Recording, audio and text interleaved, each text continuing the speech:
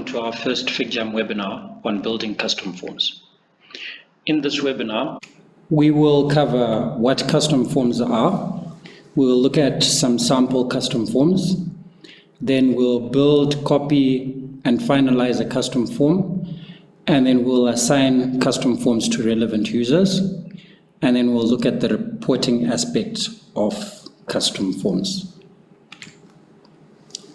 So basically, custom forms are a tool that allow you to create smart digital forms and assign these forms to relevant users.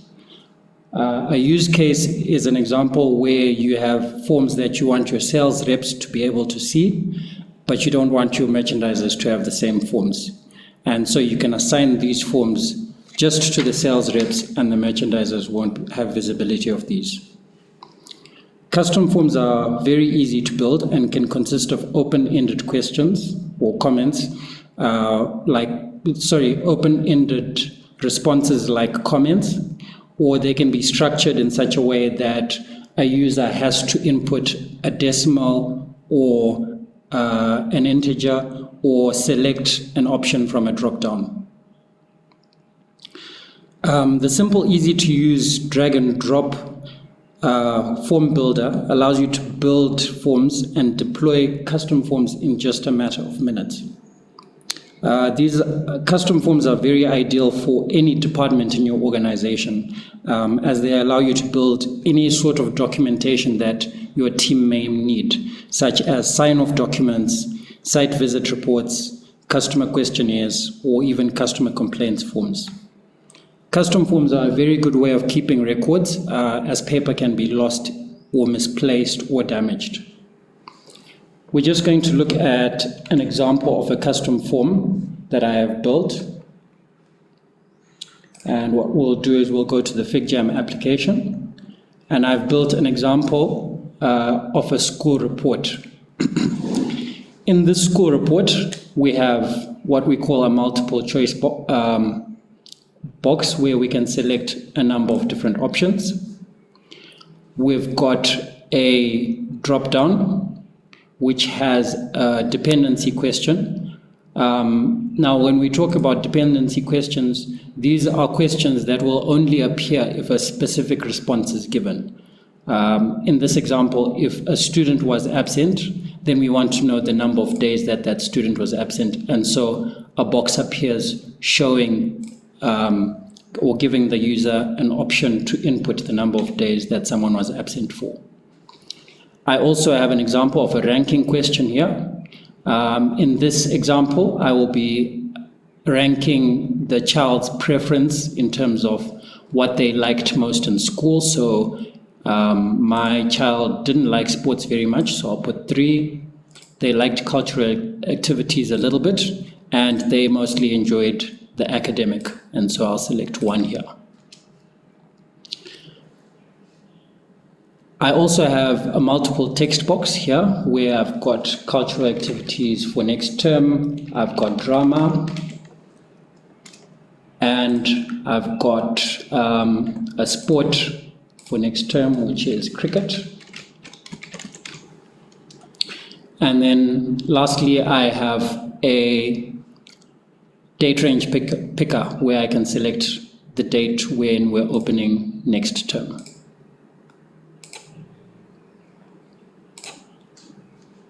And once I've done my form, I can then submit that.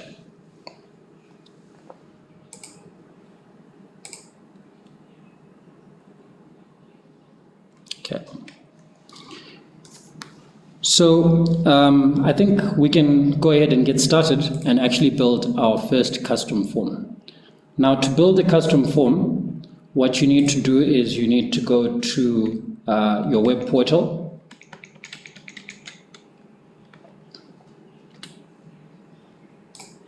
And you go to Form Survey, and you click New. The nice thing about custom forms is you don't need to have any coding ability. It's a simple drag and drop, and I will show you. So you click on Create New Survey. At this point, we're now putting in the title of our form. So I'm going to call this one School Report version 1, just to differentiate it from the previous one that I had. And you click Let's Go. On the left side of our screen, we have the various controls that we can add to our custom form. And to add a control, you can either click on the control and it'll appear, or you can click and drag it across, like this. And that goes there.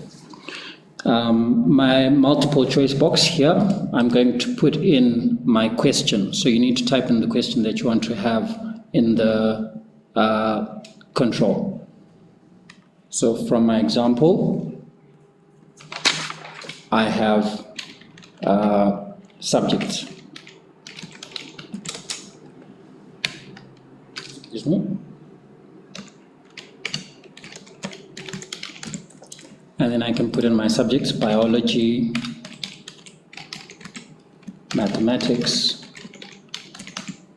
If I want to add more, I just click on the blue plus and I can add a number of other subjects.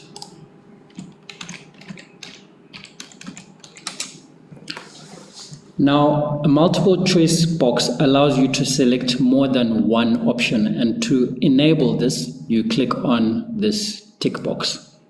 The difference between a multiple choice box and a drop-down is a drop-down only allows you to select one option, whereas a multiple choice box allows you to select one or all or some of the options that are available to you. All our controls come with this box at the bottom that says mandatory question. This just means that a user cannot submit that form unless they have answered that question. So once you're happy with that, you just click save, and that's done. Now I'm going to add my drop down, and I'm going to say, was the student absent?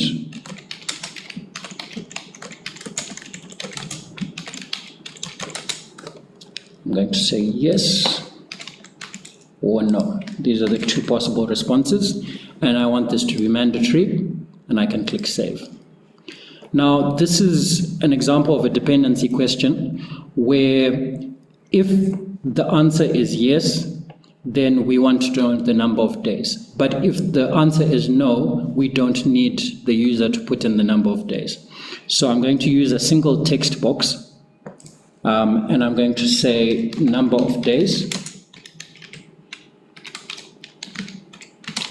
absent. And this is a dependency on the previous question. So if you've answered yes in question number 2, then question number 3 should appear.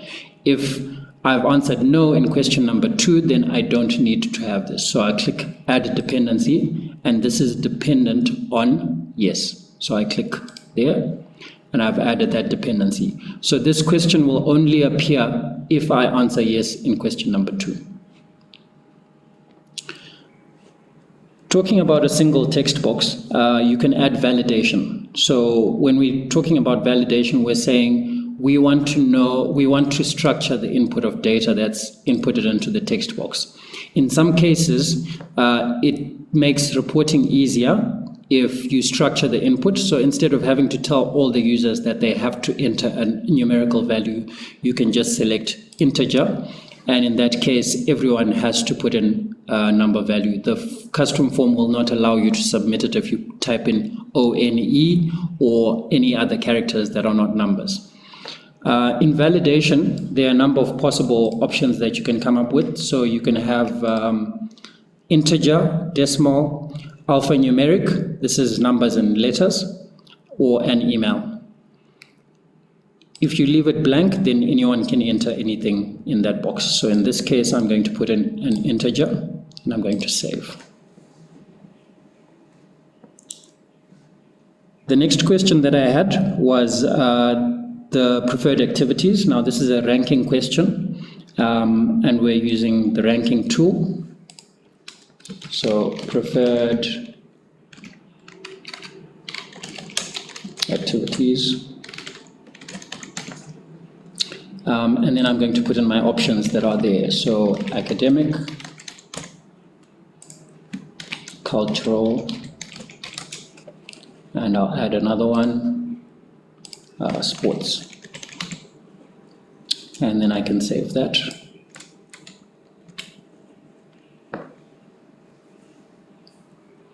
And then I'm just going to put in a general comment at the bottom, below that.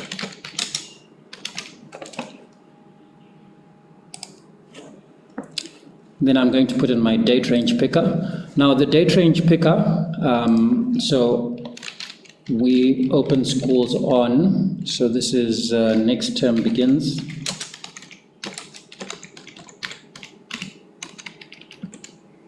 The date range picker allows you to specify whether you just want to have a date or a date and a time.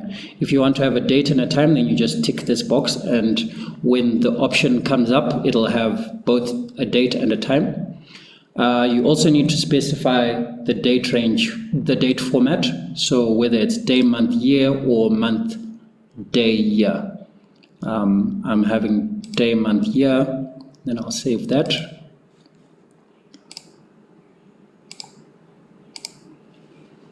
Also available to you in our tools are star ranking. This just allows you to rank and put in a certain number of stars. I'm just going to put this as performance. And I'm going to put in 5 stars. You can also have static text. Now, static text has no input from the user, so this can just be a general comment. If you have a form that may be filled in by another individual, you may want to put in some comments or something that relates to any information that you'd want to pass on together with this. So I'm just going to put in a general comment.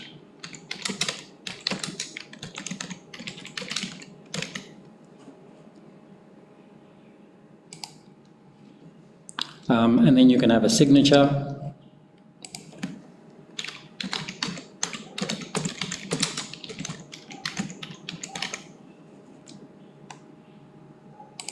And you can also take a photo.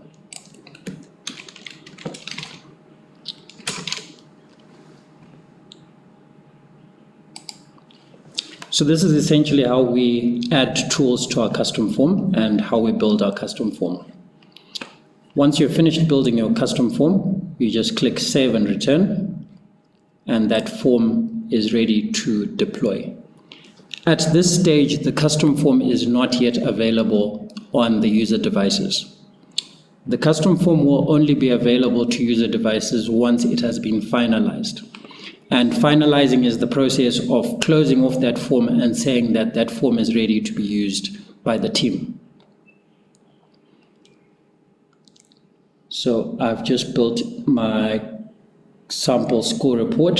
Here it is, and it is in an edit state. At this stage, I can preview my report and just make sure that it's showing the way I would want it to show. So I've got number 1, subjects, and they're listed there. Was the student absent? Number of days absent, preferred activities, and I can make adjustments at this stage if I have any adjustments by clicking on the blue pencil. This will open my editor and I can make any changes that I want to make.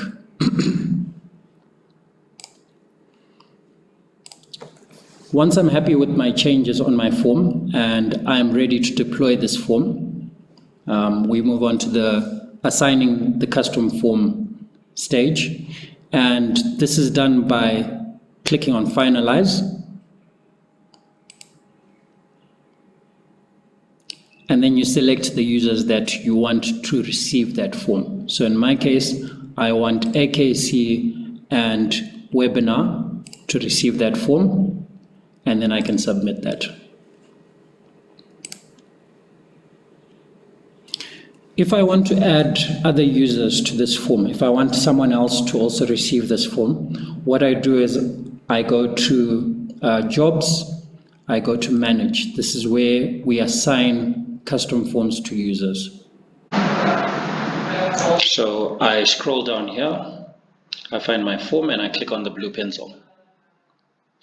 Any user that's on the right side is assigned that form, and any user that's on the left side does not have access to that form. So if I want Dave to access the form, I just click on his name and it'll move to the right side.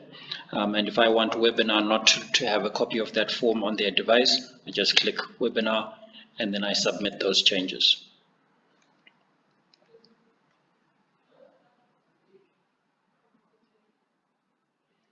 The next thing we'll be going on to is reporting and getting information from our custom forms.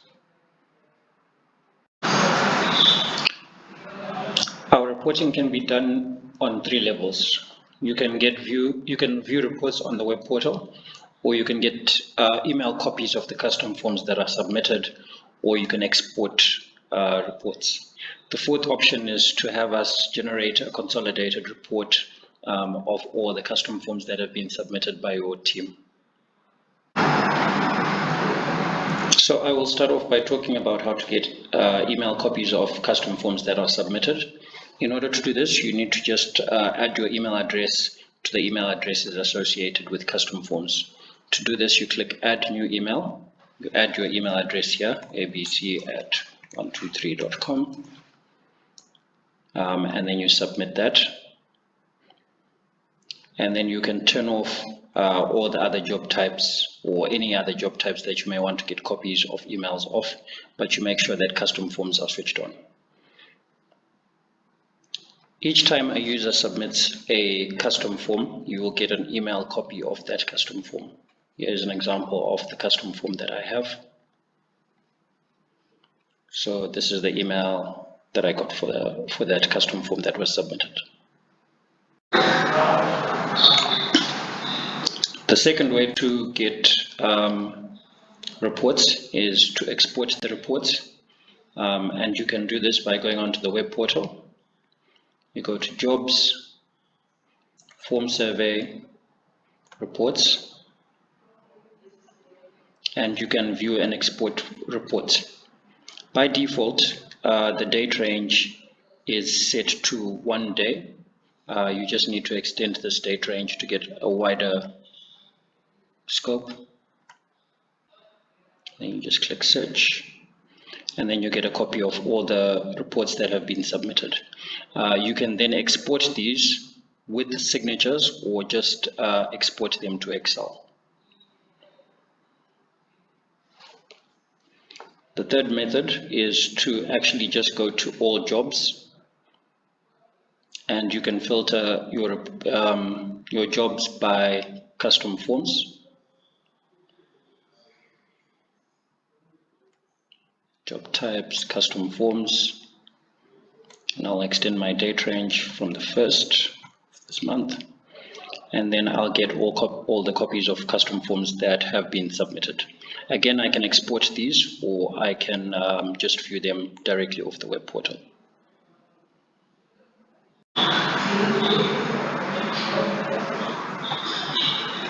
And with this marks the end of our FIGJAM webinar on building custom forms.